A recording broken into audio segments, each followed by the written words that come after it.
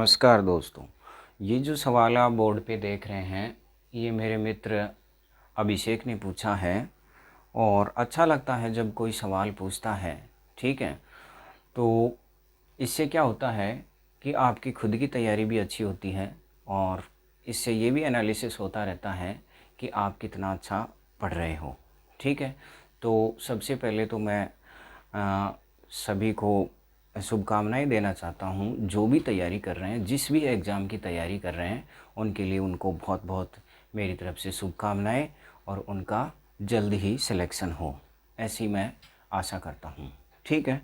अब सवाल पर आते हैं।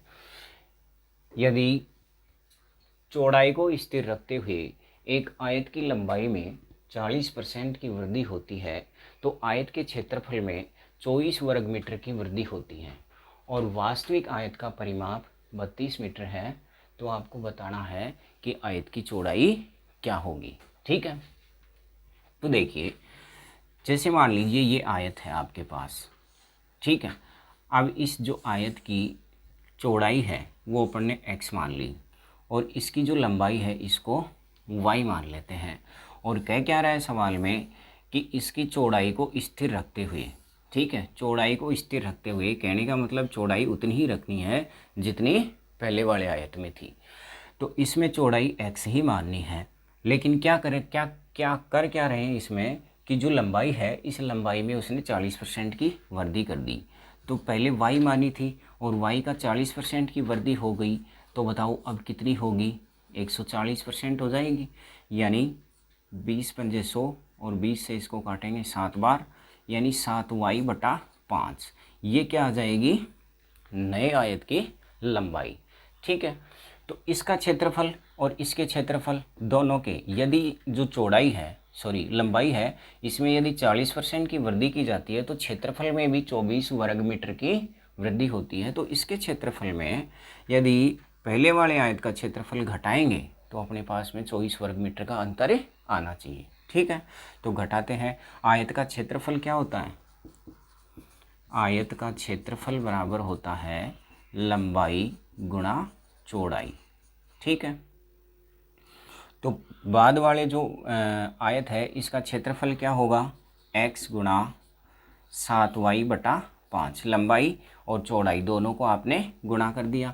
अब इसमें से पहले वाला जो आयत है इसकी लंबाई गुणा चौड़ाई यानी क्षेत्रफल को घटा दें तो अपने पास में दोनों का अंतर कितना आना चाहिए? 24 वर्ग मीटर, ठीक है। अब यदि इसको कैलकुलेट करें अपने पास तो एलसीएम कितना आ जाएगा? 5, और इसमें भाग लगाएंगे तो ये आ जाएगा 7xy, और माइनस यहाँ से इसको कैलकुलेट करेंगे 5xy बराबर कितना हो जाएगा? 24। ये 5 इधर आके गुणा हो जाएगा तो यहाँ कितना बचेगा? 7x माइनस 5xy, तो यहाँ पर बचेगा आपका 2xy और बराबर 24 गुणा 5, ठीक है। 2 से इसको काटेंगे तो xy की अपने पास में वैल्यू आ जाएगी 60, ठीक है। यानी xy की वैल्यू कितनी आ गई? 60।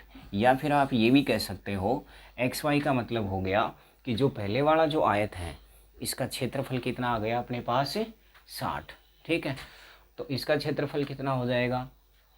24 की वृद्धि हो रही है ना, तो इसका क्षेत्रफल हो जाएगा 74 वर्ग मीटर, ठीक है। अच्छा, आपसे पूछा क्या है और क्या दे रखा है सवाल में कि जो वास्तविक आयत है, ये जो वास्तविक आयत है, पहले वाला जो आयत है इसका परिमाप 32 मीटर दे रखा है। तो जो आयत का परिमाप होता है, आयत का परिमाप क्या होता है? 2 गुणा लंबाई प्लस चौड़ाई, ठीक है। और ये आपको कितना दे रखा है? 32 वर्ग मीटर, ठीक है। तो 32 बराबर 2 गुणा लंबाई प्लस चौड़ाई। लंबाई और चौड़ाई को xy माना है तो x और y मैंने लिख दिया है, ठीक है। अब यहाँ से इसको काटेंगे तो x प्लस वाई की वैल्यू कितनी आ गई अपने पास? 16। अब मुझे एक बात बताइए आप, यदि दो संख्याएं हैं x और y, उनको गुणा करने पर 60 आता है और उन दोनों को जोड़ने पर 16 आता है, तो क्या आप मुझे वो संख्याएं बता सकते हो? बिल्कुल बता सकते हो। एक तो क्या होगी? 10 और दूसरी 6। यदि इन दोनों को जोड़ेंगे तो 16, ठीक है। यदि इन दोनों को जोड़ेंगे तो 16 और यदि इन दोनों को गुणा करेंगे तो कितना आ जाएगा? 60, ठीक है। तो आयत की जो लंबाई है वो तो कितनी हो जाएगी? 10 मीटर, ठीक है। और चौड़ाई कितनी आ जाएगी अपने पास में 6 मीटर। इसमें चौड़ाई पूछी है तो आयत की चौड़ाई कितनी आ गई 6 मीटर। ठीक है। इसमें भी आप और भी आगे बढ़ा के करना चाहो तो x प्लस वाई के होल स्क्वायर में x माइनस वाई का होल स्क्वायर माइनस करेंगे तो 4xy अपने पास बचेगा। उससे x माइनस वाई की वैल्यू आ जाएगी अपने पास, कितनी आएगी 4। ठीक है। और उससे भी सवाल को हल कर सकते हैं।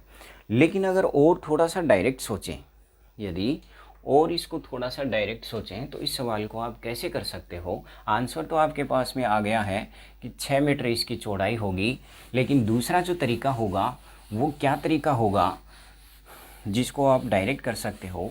यदि आयत की जो लंबाई है, ठीक है, यदि आप एक भुजा में वृद्धि करते हो तो क्षेत्रफल में भी हमेशा उतनी ही वृद्धि होती है।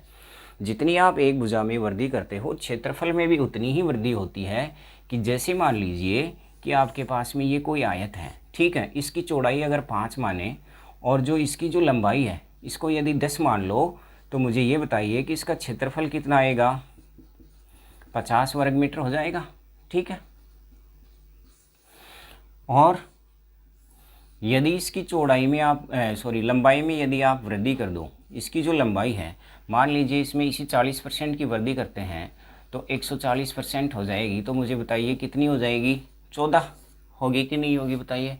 इसकी चौड़ाई कितनी हो जाएगी, लंबाई कितनी हो जाएगी 14। अब यदि इसका क्षेत्रफल करें तो क्षेत्रफल कितना आ जाएगा, 14 को आप 5 से गुणा कर दो, 70 मीटर स्क्वायर इसका क्षेत्रफल होगा। ठीक है। तो मुझे ये बताइए कि आपने एक ही भुजा में वृद्धि की है, ठीक है, लंबाई में वृद्धि की है, चौड़ाई में तो कोई वृद्धि की नहीं है आपने। तो ध्यान देने वाली बात कौन सी है, अच्छा वृद्धि कितनी की है आपने, इस भुजा में 40%, आपने 40% की वृद्धि की है। तो मुझे ये बताइए कि क्षेत्रफल कितना बड़ा है, यहाँ 50 मीटर स्क्वायर था और 70 हो गया।